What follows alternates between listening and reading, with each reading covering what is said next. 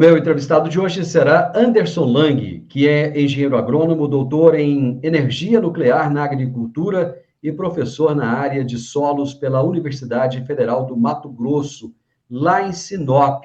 E o tema da nossa entrevista será a importância da calagem assertiva na agricultura em áreas de cerrado. Professor Anderson, é um prazer muito grande ter o senhor aqui. Satisfação pelo convite, obrigado. Espero que a gente tenha um bom bate-papo. Professor, o que é energia nuclear na agricultura?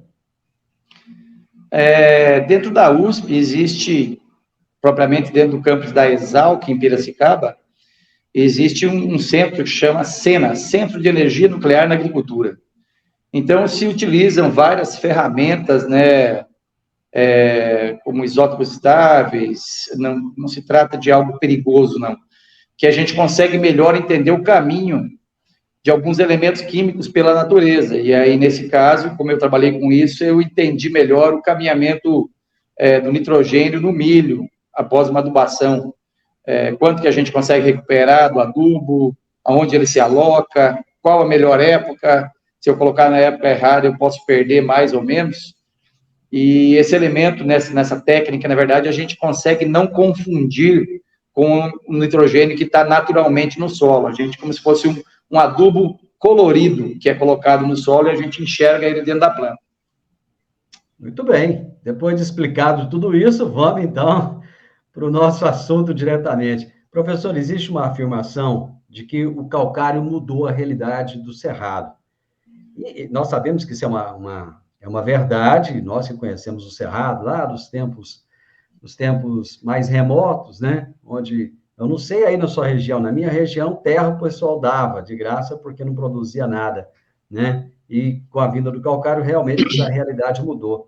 Explique para a gente essa afirmação. O solo do cerrado, e basicamente aqui onde que a gente está na interface borda da Amazônia e cerrado, então até Lucas e Rio Verde, a gente tem uma boa parte de cerrado ainda, praticamente tudo, e de Lucas, sentido de Sorriso, Sinop, aí já a gente entra na área de floresta, mas as características de solo são similares à área de cerrado. Altas cores de alumínio, basicamente pobre em todos os nutrientes, e o calcário, assim, existia já, né, tem uma frase até conhecida, que no cerrado até saúva passava fome. Então, o cerrado, ele é quimicamente muito pobre, as plantas, as árvores amorfinhadas e tortas que estão ali estão adaptadas àquela condição, mas a agricultura, principalmente a agricultura moderna, os materiais melhorados, principalmente soja, algodão, milho, essas plantas, elas não têm potencial nenhum de produzir se não utilizar, além da prática de fertilização, com os nutrientes, uma calagem prévia. Então, o solo, ele não tem potencial produtivo. Por isso, assim, nas áreas de abertura aqui, tanto Cerrado, na região do Goiás mesmo, ou aqui no Mato Grosso, principalmente, se iniciam os cultivos, né, hoje bem mais raro, né, mas as aberturas foram todas com pastagem ou com arroz, que são plantas mais tolerantes à acidez. Mas mesmo assim, depois desses solos corrigidos, obviamente, uma lavoura de arroz ou de pasto, ela vai produzir muito mais num solo corrigido do que num solo ácido. Mas o calcário, sem o calcário, não teríamos agricultura no Cerrado com 100% de confiança. O que é que acontece se nós plantarmos soja, milho, ou qualquer uma dessas grandes culturas em solos muito ácidos como o do Cerrado?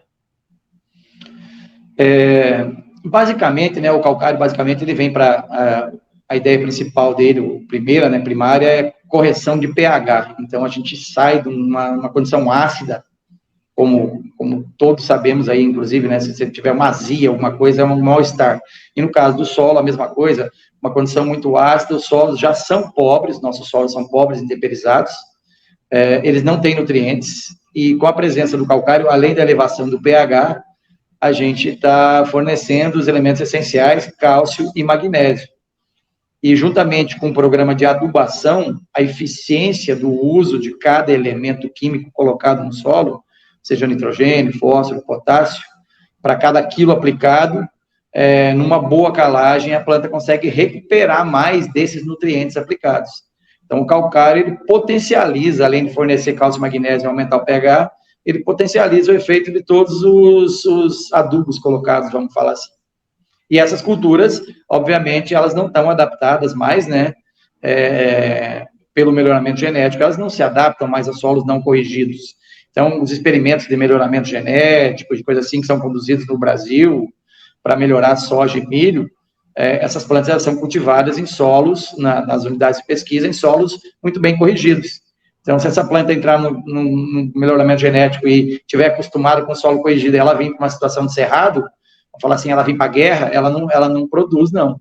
Então, é indispensável o uso de calcário para essas plantas melhoradas, cultivadas, expressarem o potencial produtivo.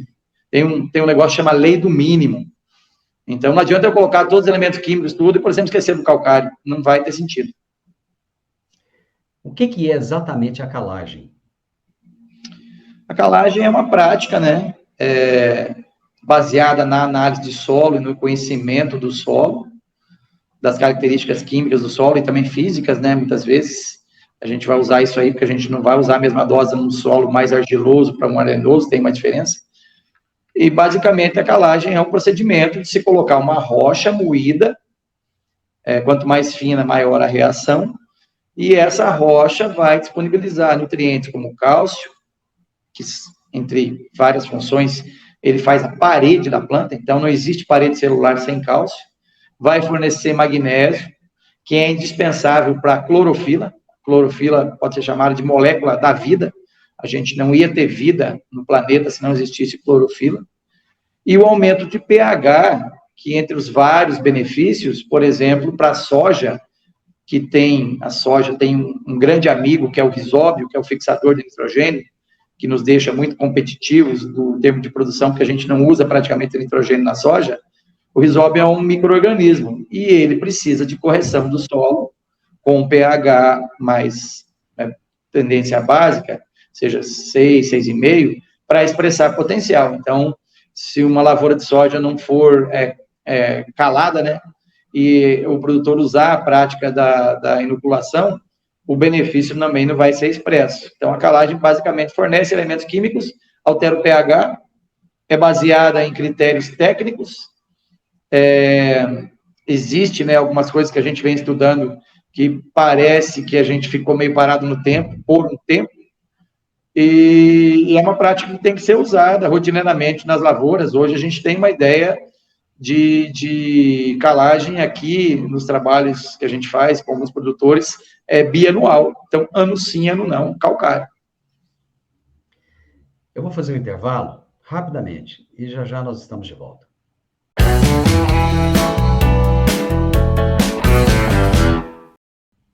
Eu estou conversando com Anderson Lang, que é engenheiro agrônomo, doutor em energia nuclear na agricultura e professor na área de solos pela Universidade Federal do Mato Grosso, em Sinop. E nós estamos falando a respeito da importância da calagem assertiva na agricultura em áreas do Cerrado. Professor, quais são os métodos de aplicação de calcário? Basicamente, né, como eu já comentei, a dose ela deve ser tomada com critério em relação à amostragem de solo. E os métodos que a gente conhece hoje, que são, vamos falar assim, primeiramente, a gente tem trabalhos, inclusive, com isso. Primeiramente, em áreas de abertura, em áreas novas, o ideal é que você consiga fazer uma calagem com uma dose adequada, e no caso a gente aqui está falando para a região, algo em torno de 7 a 9 toneladas numa área de abertura, e que você consiga colocar esse calcário, pelo menos uma porcentagem dessas doses aí de 7 a 9 toneladas, o mais profundo possível no começo, na implantação do sistema. Então, uma das formas é incorporar o calcário em áreas novas de abertura, para você fazer perfil do solo. Posteriormente, a aplicação ela pode ser feita na superfície do solo, no sistema de plantio direto, né, já consolidado, está provado com dados do Sul, e a gente também tem esses dados aqui que existe, ao longo do tempo, uma movimentação desse calcário no perfil do solo, chegando a 15, 20 centímetros, mesmo sendo aplicado em superfície. Então, os dois métodos, praticamente, de entrada de calcário no solo é colocar e incorporar, com grade pesada, no início do sistema de plantio direto, fazer o dever de casa no começo, com essa incorporação, e depois conduzir o sistema com aplicação superficial. Professor, muitas áreas novas estão sendo abertas aqui, áreas que geralmente são de pecuária, áreas degradadas, muitas vezes estão lá há 30 anos sendo utilizadas como pastagem, mas nunca receberam nada de correção, ou se recebeu foi muito pouco. Até pouco tempo atrás, se falava em 2,5 toneladas de calcário e superfície para solos argilosos, e em torno de 2 toneladas para arenosos. Hoje, eu já entrevistei profissionais aqui que falaram em 14 toneladas, em uma aplicação aí até 40 centímetros de profundidade. A fórmula mudou? Eu não acredito, né, que a fórmula mudou. Você falando, por exemplo, nessas doses, nessas áreas de pastagem muito antigas, então o produtor com 20, 30 anos nunca repôs nada, é um solo que está totalmente depauperado e paupérrimo, né? Então, a ideia dessas áreas de abertura, por exemplo, com altas doses, é uma realidade tranquila, verdade. E em áreas também já consolidadas, mesmo com o uso da agricultura, essa dose de 2 toneladas e meia, ela surgiu com as primeiras pesquisas de plantio direto na região sul, aí no Paraná, e algumas coisas do sul também, do Rio Grande, onde se pesquisou e se viu que doses acima de 2,5 toneladas, para uma pesquisa prévia que eles lançaram e publicaram isso, poderia causar algumas deficiências de alguns micronutrientes no solo, né? Mas o sistema produtivo, nessa época, ela era muito, e a região e os trabalhos que foram conduzidos, eles eram e são muito diferentes do sistema nosso aqui de Cerrado. Então, essas pesquisas, por exemplo, foram conduzidas em solos com diferentes características do sul, com teores diferentes de matéria orgânica, um clima diferente, e onde as produtividades, elas eram muito aquém do que a gente enxerga hoje, tanto para o sul quanto para cá. Então, produtividades de soja em torno de 40 sacas por hectare, e só uma lavoura, por exemplo, né, região aí de Ponta Grossa, que alguns estudos foram feitos, não se fazia safrinha. Então, era uma safra de verão e uma safra de inverno, trigo, uma cevada, alguma coisa. Ou uma safra de milho no verão, seguida de alguma coisa no inverno.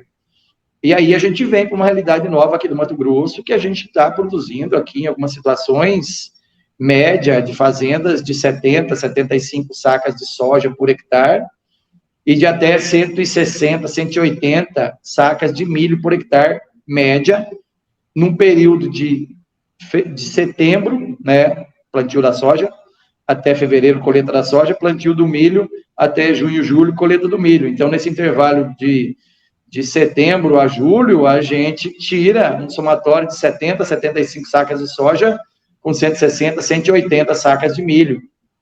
Numa condição de chuva, de aqui na nossa condição, até 2.000, 2.300 milímetros. Então, muitos nutrientes se perdem e a cultura leva muito nutriente embora. Então, esses dados de 14 toneladas, eu tenho muitos experimentos, a gente tem aí alguns experimentos espalhados aí pelo estado, na região, a gente tem experimentos em Sapezal, Querência, Marcelândia, Sinop, onde a gente foi até 12, 13 toneladas, e os resultados que a gente, quando faz pesquisa, a gente coloca doses, em teoria, acima daquilo que a gente normalmente acha que pode, que vai dar problema, fala, vamos colocar mais, porque eu atinjo o problema e não chego até no problema numa curva, né?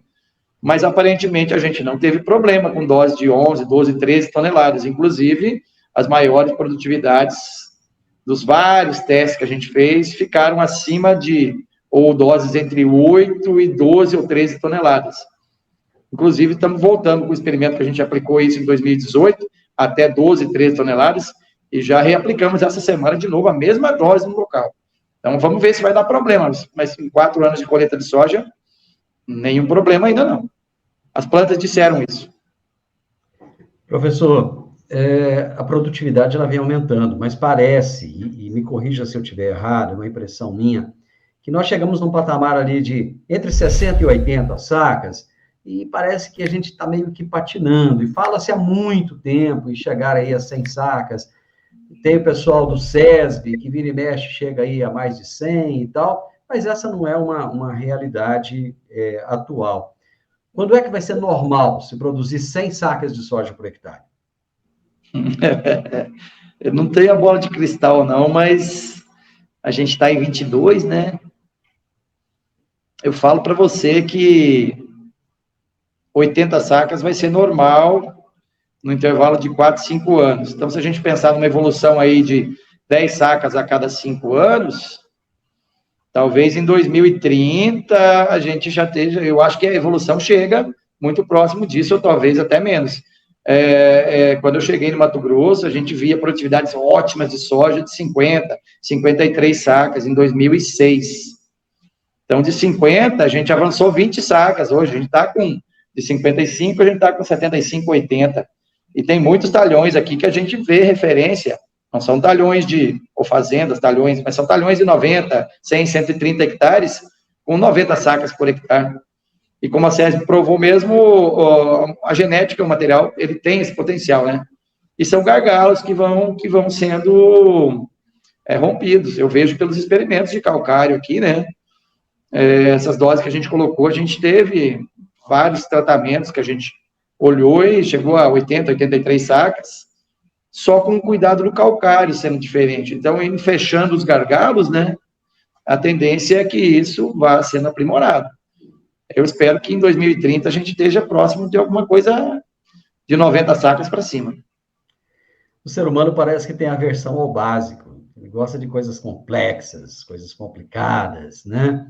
E muitos produtores ainda não dão muita importância ao calcário, porque parece que ele é tão básico que eles acham que não tem muita importância. Essa mentalidade, ela tem mudado? Ela tem mudado. Graças a Deus eu não estou trabalhando à toa. Quando eu cheguei no Mato Grosso, em 2006, eu não vou falar pressão, mas eu precisava aprovar um projeto de pesquisa para o meu salário, entre aspas, melhorar um pouco. Eu tinha que estar fazendo pesquisa. Eu cheguei trabalhando, não tinha pesquisa. E algumas coisas que eu tinha, como eu já tinha trabalhado no doutorado, no mestrado, principalmente com calcário, eu tinha muita coisa escrita, e eu fiz um trabalho, falei, vou atirar no básico aqui, né? Não sei se vai aprovar, mas eu vou tentar. Um trabalho, escrevi um projeto de calcário. E foi aprovado, foi o primeiro projeto meu financiado aqui no Mato Grosso com uso de calcário em pastagem.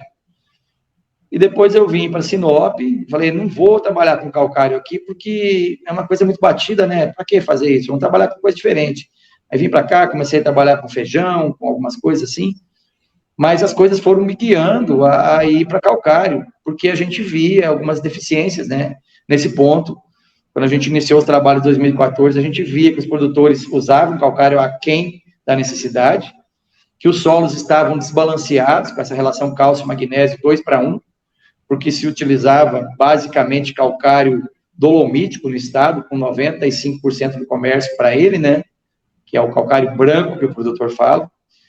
E a gente via, então, esse desbalanço. A gente fez uma radiografia, está acompanhando até hoje a evolução das análises de solo que entram dentro dos laboratórios aqui do Mato Grosso. Desde 2017 a gente está vendo isso. E as análises de solo, elas entram com uma saturação por base, 90%, muito aquém do que a gente tem observado nos experimentos que tem as altas produtividades. Então, o produtor, muitas vezes, ele tem deixado, mas ele está acordando para isso, porque a radiografia das análises, a cada ano, tem mostrado que as análises estão entrando um pouco melhores dentro dos laboratórios, mas o produtor estava deixando o uso do calcário muito aquém daquilo que se precisava. Então, esses experimentos, eles estão mostrando para a gente que a gente não vai ficar aplicando 10, 12 toneladas de superfície, mas é ideal que o produtor amostre o solo a cada 2 anos e mantenha uma saturação de bases próxima a 70, ou até mais, né? Então, o produtor está abrindo o olho, sim. E as indústrias de calcário têm esses resultados, essas verificações, né? Que alguns produtores, por exemplo, que não mudaram muito a quantidade de área calcareada, né, na fazenda, ou seja, o cara tinha 2, 3 mil hectares, continua com 2, 3 mil, mas ao longo dos anos ele tem comprado, em 2016, 15, 16, que a gente começou a largar os resultados de pesquisa, ele tem comprado mais calcário por área cultivada. Então, ele comprava X, ele está comprando X mais um pouco, para a mesma propriedade, quer dizer, ele está aumentando o consumo por área, sim. Eles estão rompendo, estão perdendo esse medo de aplicar 2,5 toneladas, porque a gente tem visto o vizinho aplica, o cara vê, não é possível, ele está produzindo mais, tem alguma coisa diferente. E foi o que você falou aí, não tem milagre nenhum, é o básico, é fazer o feijão com arroz bem feito. A agricultura, a planta não deixou de exigir o que ela exigia há anos atrás, só precisamos acertar a quantidade de boia, né, vou falar assim. Professor, prosa muito boa, eu tenho certeza que esse assunto, ele não vai se esgotar, então nós vamos voltar a conversar, falar de calcário, e com certeza, por mais que o assunto seja antigo, não vai faltar novidade. Eu te agradeço, muito obrigado pela sua participação aqui comigo. Eu agradeço o convite aí, a gente está sempre à disposição. A gente fica feliz de poder falar, né? Porque muitas vezes as publicações, elas não chegam, as publicações escritas, elas não chegam na mão, nos olhos dos produtores. E o visual aqui, eu acho que consegue atender eles de melhor forma e facilita para a gente, inclusive, fazer isso aqui, né? Então, divulgar o material escrito é uma coisa, divulgar hoje na mídia nova é mais fácil, tá mais tranquilo, que bom. Grande abraço, professor, obrigado. Obrigado você, sempre à disposição. O meu entrevistado de hoje foi Anderson Lang, engenheiro agrônomo, doutor em energia nuclear na agricultura e professor na área de solos da Universidade Federal do Mato Grosso, lá em Sinop. E o tema da nossa entrevista foi a importância da calagem assertiva na agricultura em áreas de cerrado.